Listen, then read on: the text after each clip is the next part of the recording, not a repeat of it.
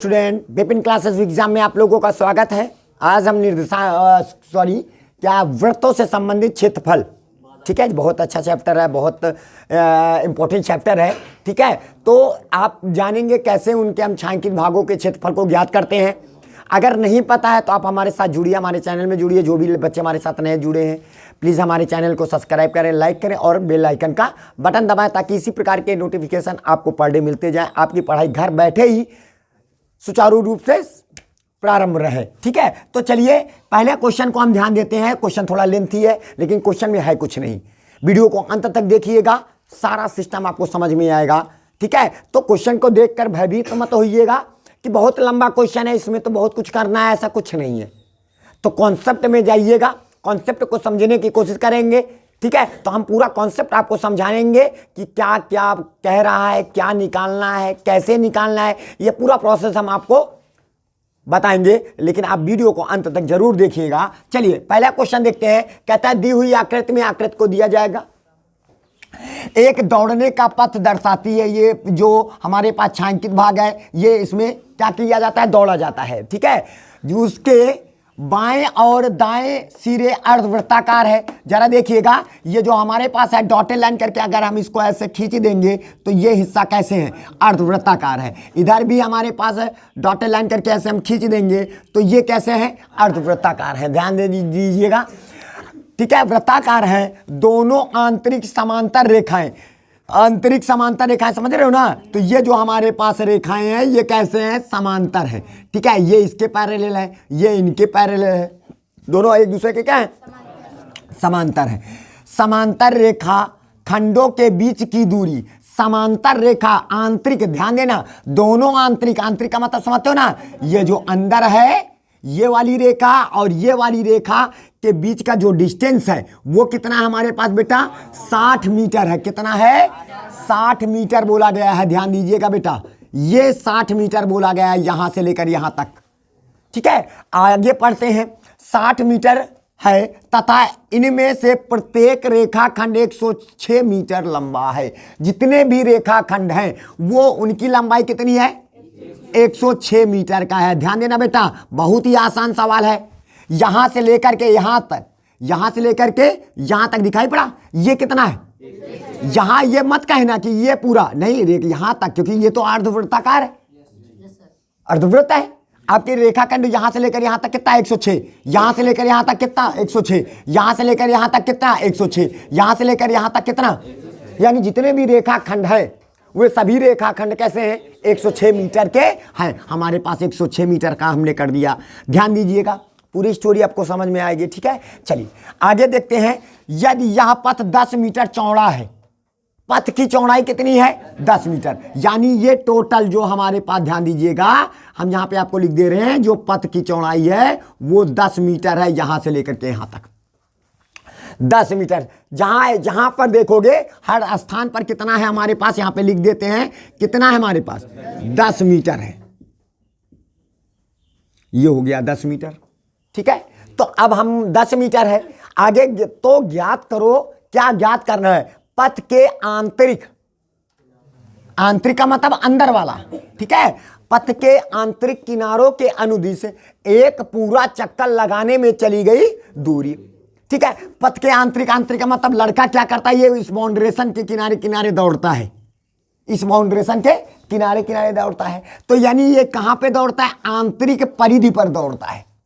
कहां पर दौड़ता है, आंतरिक परिधि पर दौड़ता है। देखिएगा कितना दौड़ा, अभी ऐसे पता चल जाएगा। अब देखिए, सोचो यहां से लेकर यहां तक दौड़ेगा तो कितना हुआ, और ये क्या है, अर्धवृत्त की क्या है, परिधि। परिधि बेटा, परिधि आधावृत्त है ना, तो अर्धवृत्त की क्या हो जाएगी, परिधि। तो उसकी उसकी डिस्टेंस निकाल लेंगे, नहीं आया। और फिर उसके बाद ये 106 मीटर और दौड़ेगा, फिर इधर ही अर्धवृत्त की इधर भी परिधि आ जाएगी। तो टोटल हमारे पास वो आंतरिक, तुम्हारे पास है वो आंतरिक पथ की जो चक्कर लगाने में चली गई दूरी, कितना दौड़ेगा, नहीं समझ में आया। दौड़ने की दूरी बतानी है, कितने मीटर उसने दौड़ा। इमेजिन करिए 106 मीटर इधर दौड़ेगा और 106 मीटर उधर दौड़ेगा, तो हो जाएगा 212।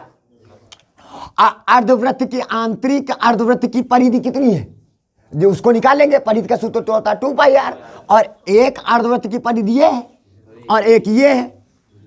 वृत्त की परिधि का सूत्र होता है 2 पाई, आधा वृत्त है तो 2 पाई r बाई 2। नहीं समझ में आया? तो सबसे पहले हम क्या निकालेंगे, बोले पहला पार्ट हम निकालेंगे पथ के आंतरिक, जो भी पहले दिया गया है। सबसे पहले हम क्या करेंगे, यहां से यहां तक की लंबाई आपके पास सब टोटल दिया है, आपको सीधा क्या करना है, सॉल्व करना है।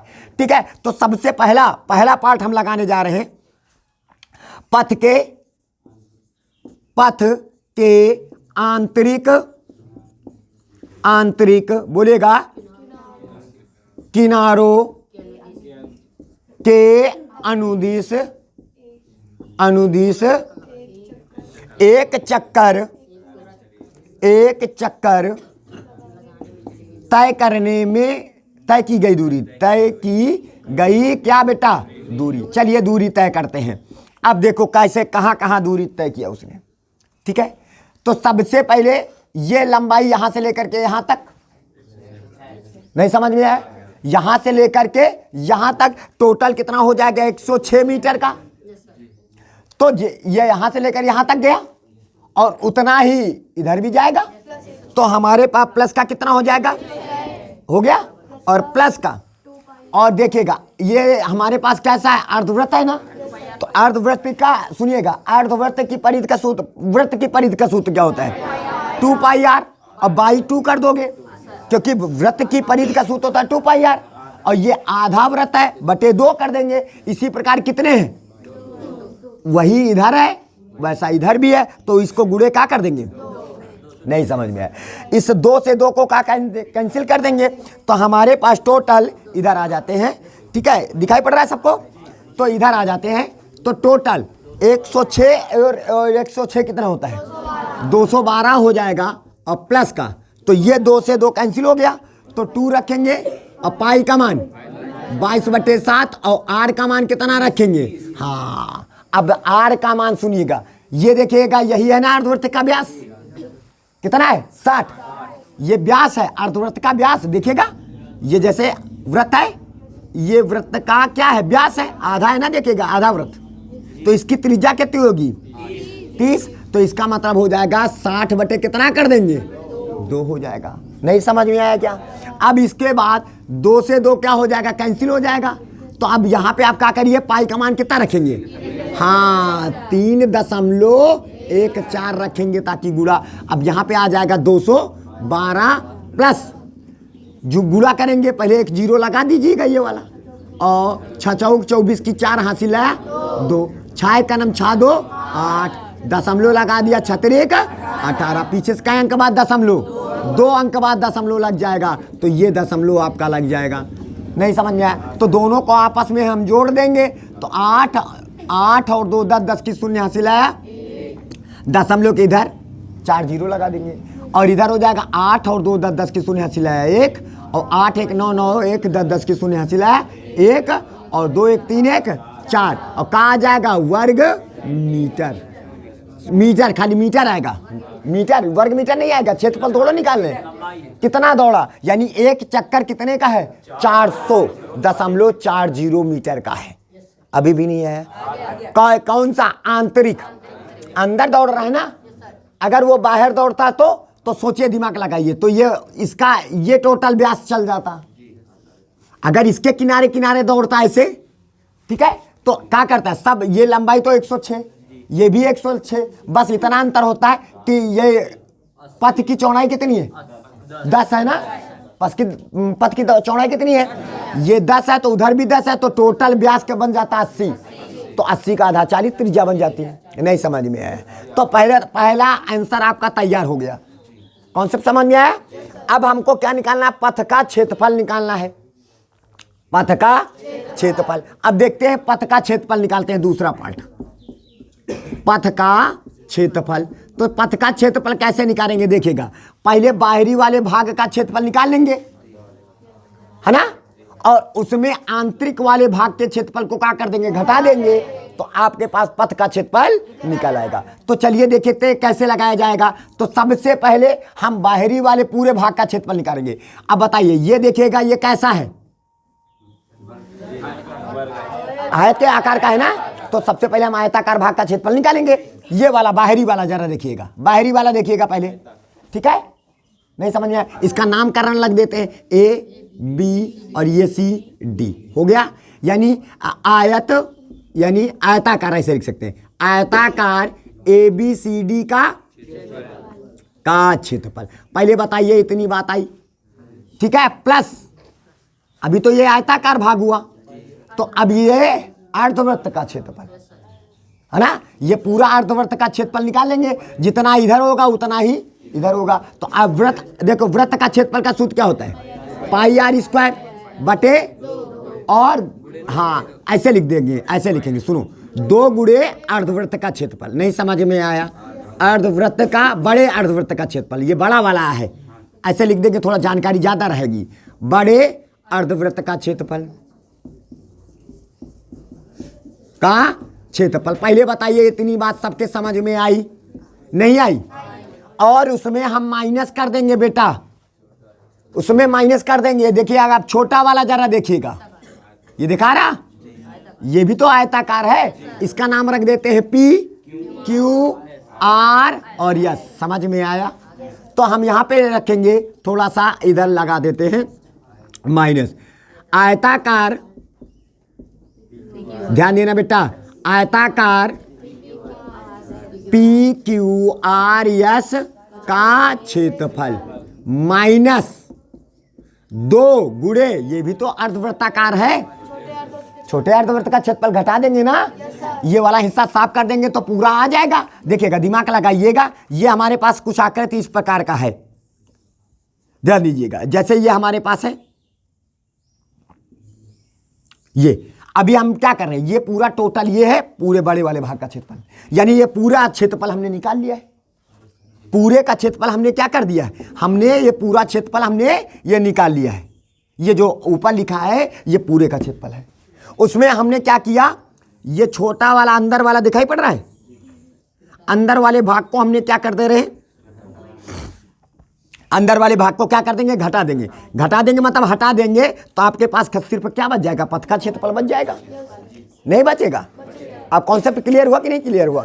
तो चलिए अब चलते हैं, अब आगे आ जाइए। तो 2 गुणे, यहां प्लस लगा देंगे ना, अरे इसका है ना, तो 2 गुणे छोटे अर्धवृत्त का क्षेत्रफल, छोटे अर्धवृत्त का क्षेत्रफल। कॉन्सेप्ट समझ में आया कि नहीं आया? सब समझ में आ जाएगा, ध्यान दीजिएगा। पहले बताओ आयत की लंबाई कितनी है, बड़े वाले, ये वाला ए बी सी डी वाले, तो इसका भाई आयत का क्षेत्रफल का सूत्र क्या होता है, लंबाई गुणे चौड़ाई। तो ये हो जाएगी लंबाई 106 गुणे चौड़ाई कितनी हो जाएगी, 80, क्योंकि ये 10 ही है। अब मार्ग की चौड़ाई कितनी, 10, और इधर भी 10, तो टोटल हो जाएगा 80। तो लंबाई गुणे प्लस का 2 गुणे, अब बताओ बड़े अर्धवृत्त का क्षेत्रफल। अब अर्धवृत्त का क्षेत्रफल का सूत्र क्या होता है, पाई आर स्क्वायर बटे 2 होता है। नहीं समझ में आया क्या? ठीक है कि लिखे भाषा सबको आया? चलिए एक लाइन और लिख देते हैं। तो बराबर बड़े आयताकार भाग की लंबाई, आयताकार भाग की का यानी लंबाई गुणे चौड़ाई, बड़े आयत का क्षेत्रफल यानी लंबाई गुणे चौड़ाई, आपको लंबाई गुणे चौड़ाई ऐसे के लिख देते हैं, थोड़ा फार्मूला के साथ चलते हैं, ठीक है। ये हो जाएगा प्लस, और 2 गुणे अर्धवृत्त का क्षेत्रफल का सूत्र क्या होता है, पाई r1 कर देते हैं बटे पाई r1 का स्क्वायर बटे 2। नहीं समझ में आया? ठीक है, तो ये निकल आएगा किसका, बड़े वाले का निकल आएगा। हो गया? देखो अर्धवृत्त का क्षेत्रफल पाई r स्क्वायर बटे 2 होता है।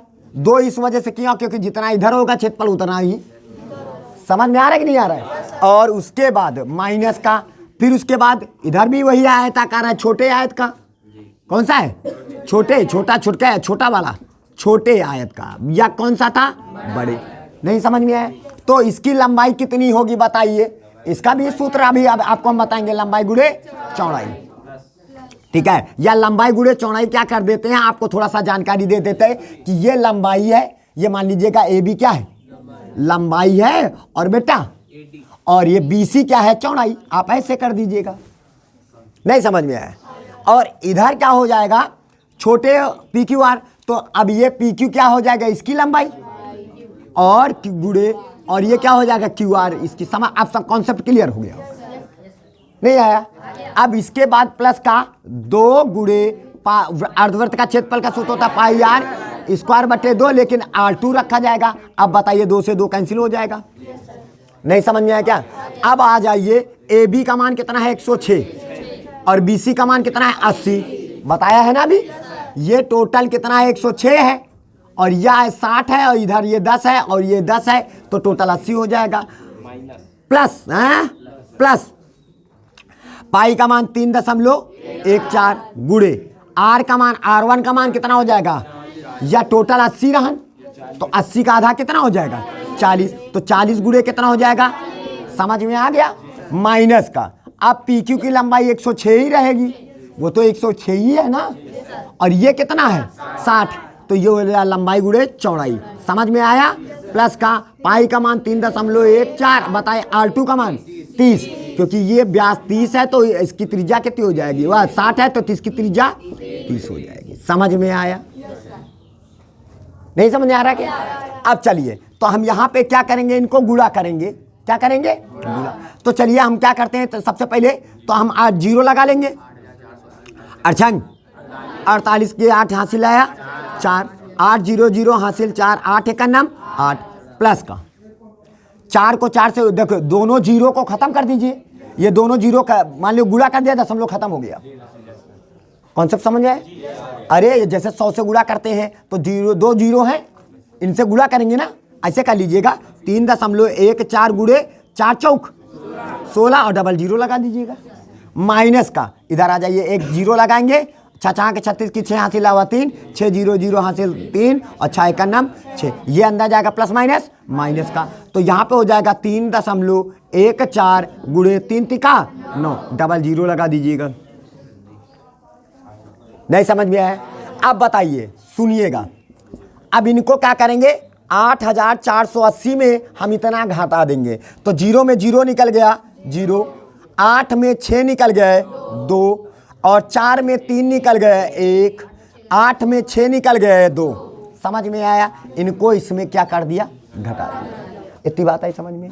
अब दोनों के पास हमने क्या कर लीजिए, इनके पास से और इसके पास से 3.14 क्या कर लेंगे, कॉमन कर लीजिए, या ऐसे कर लीजिए, ये दोनों जीरो हटा दो, दशमलव के बाद 2 अंक और 2 जीरो खत्म, तो खाली 16 से गुणा कर, 16 चौको 64 की 4 हासिल है 6, 16 का नाम 16 6 22, 22 की 2 हासिल है 2 और 16 16 48, 48 और 2। समझ में आया बेटा। फिर उसके बाद ये माइनस लगा दीजिएगा, देखो दशमलव के बाद 2 अंक और 2 जीरो, जीरो खत्म, 9 से गुणा करो, 9 चौक 36, 36 की 6 हासिल है 3, 9 का नाम 9 3, 12 12 की 2 हासिल है 1 और 9 त्रिक 27 1। थोड़ा समझ में आया, नहीं समझ में आया, पक्का है ना, पूरा समझ में आ गया। चलिए अब इनको दोनों को जोड़ करके इसको घटा देंगे, तो हमारे पास हो जाएगा 4 2 2 4 1 7 और माइनस का 28 2। समझ में आया, ये हो जाएगा। अब बताइए यहां से उड़ा लिया 14, 14 में 6 निकल गया, कितना हुआ 8, यहां बचा 3, 3 में 2 निकल गए 1, यहां पर 1 उधार लिया 11, 11 में 8 निकल गए 3 और यहाँ क्या बचे 6, 6 में 2 निकल गए 4, और कहा आ जाएगा वर्ग मीटर, क्योंकि क्षेत्रफल है, यानी ये पथ का तुम्हारे पास इस पथ का क्षेत्रफल कितना निकल के आया, बोलिएगा। पथ का क्षेत्रफल टोटल तुम्हारे पास आ गया कितना, 4318 वर्ग मीटर। यही हो जाएगा आपका आंसर। ठीक है, आप लोगों को सवाल पूरा समझ में जरूर आया होगा, किसी भी प्रकार की कोई दिक्कत नहीं होगी। तो ये पूरा कॉन्सेप्ट हमने आपको समझाने की कोशिश किया है, उम्मीद है आप लोगों को जरूर समझ में आया है। इसी के साथ जय हिंद जय भारत।